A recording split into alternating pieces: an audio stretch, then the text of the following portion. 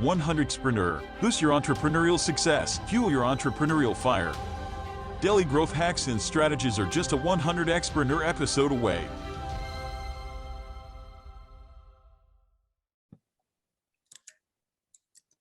Welcome everyone to 100x Profit Podcast. Today we have a very special guest.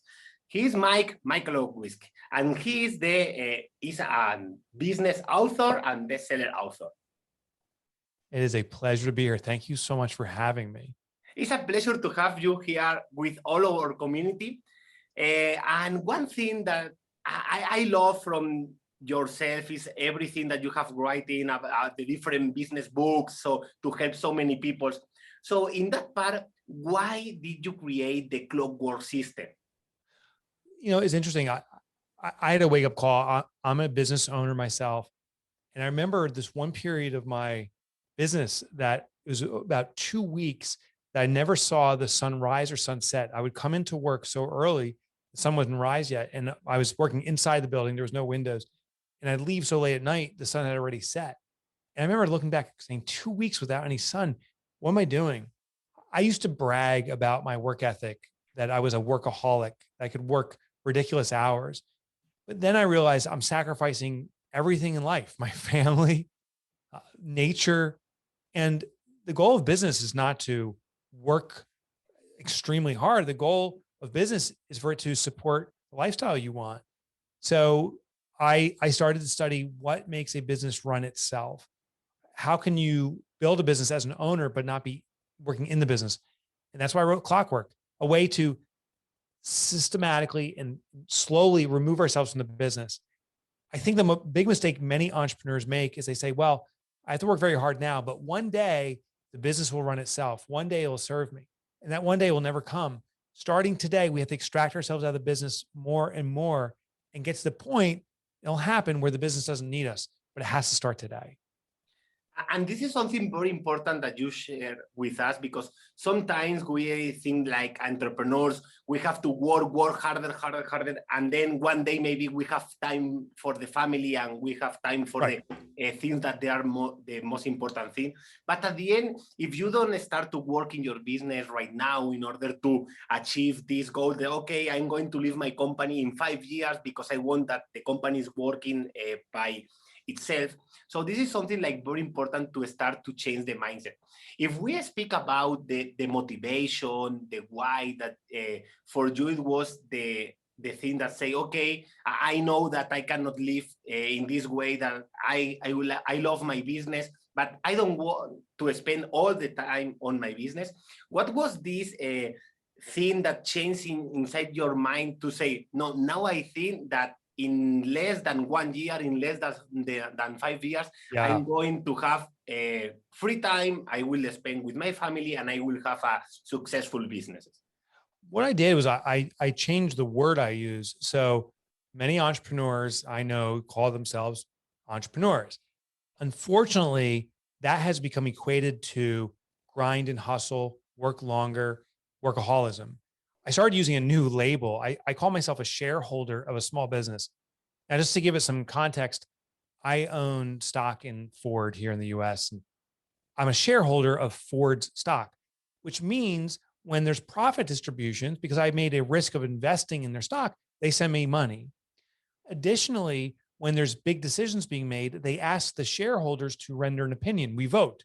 Should they open that new factory? Should they put such certain people on the leadership team? And you check the box and you send it in. I'm like, oh, I own all the shares of my little small business. I should act like a shareholder, which means I've made the investment in the beginning to get it started. I've taken that risk. The profit is for me as a benefit for taking that risk. Additionally, I should render opinion, meaning I should say, here's the leadership for our company. I should give it some strategic direction. Here's the vision I have. But I don't do any of the work. I don't drive down to the Ford factory and start helping build cars. I don't return money that I got from them and say, maybe you can go and build more buildings. I keep that. So in my own business, I've taken on that mentality of being a shareholder, and that little mind shift has been everything. I do a couple of things for my business. What we're doing now, I consider this a spokesperson. I love talking about entrepreneurship. And so this is joy for me. So I will speak about the business and the ideas, And I also write books, and that's also joy for me. But I don't do anything else in my business. And my intention is never to do anything else in my business because I'm a shareholder. That's how I do it. And this is something very valuable for the people and for you, because at the end it's something that you say, okay, I start to change my mindset. I start to focus on the thing that I have to do. And one thing that I love it from the Clockwork system, it was that you say, okay, you don't have to do everything as entrepreneur. You only have to do like the most important thing that for you is going to achieve the higher value. So if we speak with this family that they are in the position of say, maybe we have to start a business, or maybe we have to continue as employee, what will, but they want to change their life, what will be like the advice or the message for them in order to say, maybe I don't know if it's the perfect moment, or I have to continue working on a company? I think we see that situation as what they call an either or, black or white. Either I'm working in the business or the business is serving me, but there's no in between. And the reality is this is a throttle. We have to move from doing the work ourselves to ultimately designing the outcomes we want. And to do this, we have to start learning how to truly extract ourselves from the business. So the first thing I would do if I was in that situation is to delegate one responsibility I have. What's one thing that I have to do that I don't necessarily like to do? So I have to do email all the time and respond to email. Maybe that's something that takes a lot of time. It's important, but it's not something that I like to do. Can I bring on someone part-time, virtual contractor, whatever, but bring someone on to do that work for me? The lesson here is I'm actually trying to learn for myself how to appropriately delegate. Most entrepreneurs do most things because we think we're the best at most things. Our job is to make everyone else the best at those things. And so I need to learn how to do that. And over time, I delegate more and more and remove myself. There's one other kind of trick here is first delegate what you don't like, but also delegate what you do like. That's the biggest trap. I love being the spokesperson for my business. So it's very easy for me to continue to do this, but then it becomes a trap if this is the only thing I'm doing. So I had to start delegating that. And today we have about 25 to 30 people who actively speak about the different topics I've written about, and they're doing most of the speaking. I still actively do it, but if I stopped today, the business has enough people out there spreading the word that we believe it would continue on pretty healthily. And this is something very interesting in order to help other people, to impact other people's lives and be in different places at the same time. Because sometimes, as you say, we are so afraid to say, no, I have to do everything because I'm the best one. But maybe I'm the best one in one thing, but there are so many other things that I can spend time with the family. I can do things that I love. And I don't have to be all the time on the company because the company is working, because they have a purpose. There is a mission where people, they are working, so they connect with this part. Yeah, and it's the healthiest thing for the business. That's the irony, is the business becomes so dependent on the entrepreneur if we're the one always doing the work. So in Clockwork, and you and I were talking about this off air, is I wrote about the 4-week vacation. And originally you're from Europe. What was funny is when I would talk to Europeans, they're like, yeah, we take the summer off. But the American, the Western mindset, Mexico, where you are now, Canada, no, work all the time, work harder and longer. And that's a dangerous mindset. So what I'm trying to institute is that everyone takes a 4-week vacation. And the goal isn't for us alone to get a vacation. It's for the business to get a vacation from us. If we leave and the business continues on, we have to put the structure in place for it to run without us. And when we do that, we start bringing balance. The business can run without us. We now have the time we desire to be with our family, to experience life while the business continues on. So you have to schedule that vacation, even if you're not ready, because once you book it and you commit to it, now you got to get ready. So in that part, to be ready and to move forward and to leave the company like for 1 month, because the company needs that you are outside so you can maybe relax, you can get new ideas, you can get inspired, so you can do the things that you never have the time to do that.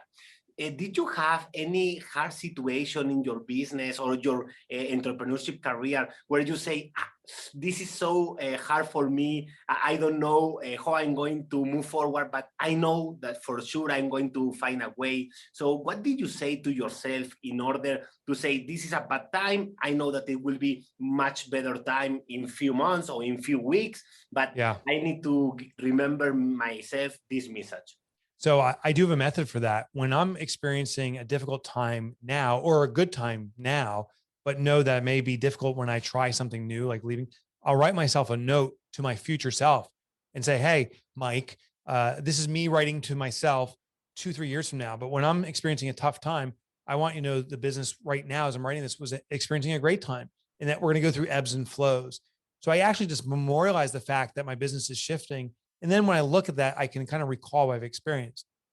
The other thing, though, that was interesting is when I did this 4-week vacation, there's one thing I didn't expect to happen. What it was my own ego. When I left my business, my employees didn't call me. They started running the business.